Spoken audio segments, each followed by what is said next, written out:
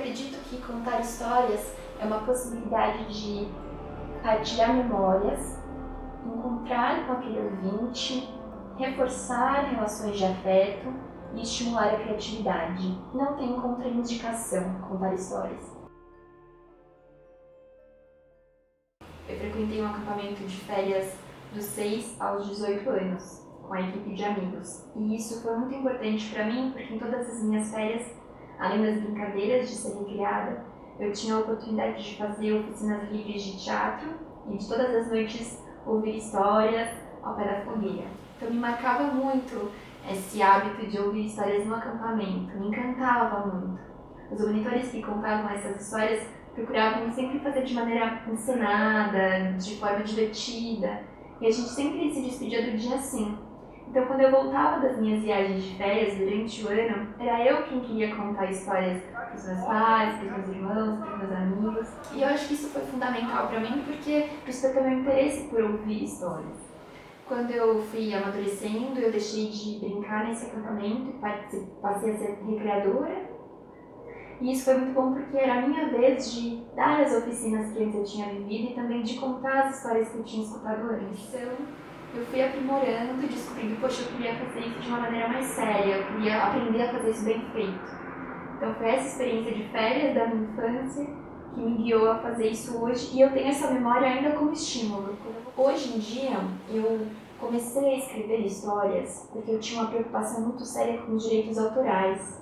Eu tinha vontade de contar algumas histórias de alguns autores e eu não sentia que seria tão fácil acessá-los e consultá-los sobre essa permissão. Eu falei, puxa, mas eu gosto desse universo, dessa história, eu gosto do conto de fadas, eu gosto dos reis, eu gosto dos heróis.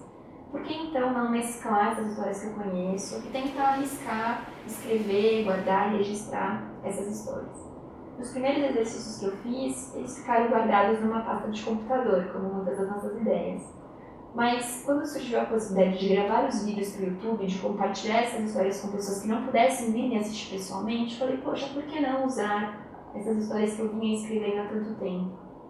E foi nessa direção que eu comecei a ensinar o que eu escrevia. Eu acho que as histórias, elas são uma ocasião perfeita para que as pessoas se encontrem de maneira genuína. A experiência do encontro para mim é muito rica.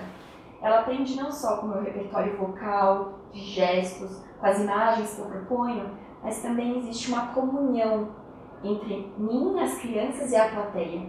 Por um momento, nós que somos, a princípio, pessoas desconhecidas, estamos participando juntas da mesma ideia. A gente imagina as coisas, ouve, se transporta para aquele imaginário do conto. Ainda que cada um de nós esteja desenhando isso da sua forma na sua cabeça, a gente tem uma memória para partilhar. Nós já não somos mais estranhos uns aos outros. E é por isso que eu defendo que ouvir histórias é bom para qualquer idade. Porque não é só um exercício de escuta, mas é também de absorver aquilo e como eu faria se eu tivesse que ser o contador. E é por isso que também me interessa oferecer aos pais, aos educadores, porque é bom para todos nós, né? A gente faz isso no dia a dia, por que não olhar para isso com mais calma?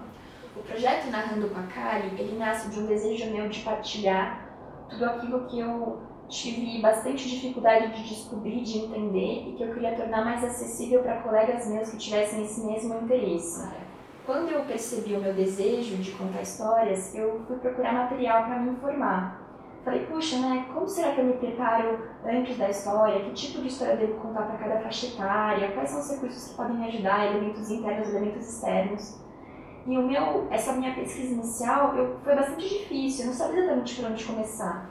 Então, o Narrando com a Kali surge como uma alternativa a um caminho para compartilhar aquilo que eu fui registrando como instrumentos, recursos para contar histórias de maneiras mais confortáveis ou mais seguras. Eu pensei, puxa, eu posso montar uma oficina e apresentar para outros colegas ou pessoas interessadas aquilo que eu descobri.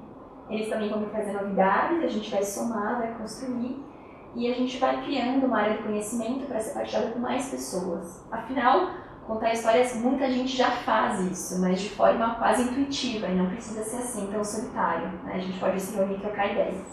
Eu acho que o curso Narrando com a Kali, ele quer despertar nos pais e nos educadores a certeza de que qualquer um de nós pode contar histórias, se fizer isso de maneira caprichosa, cuidadosa, pensada.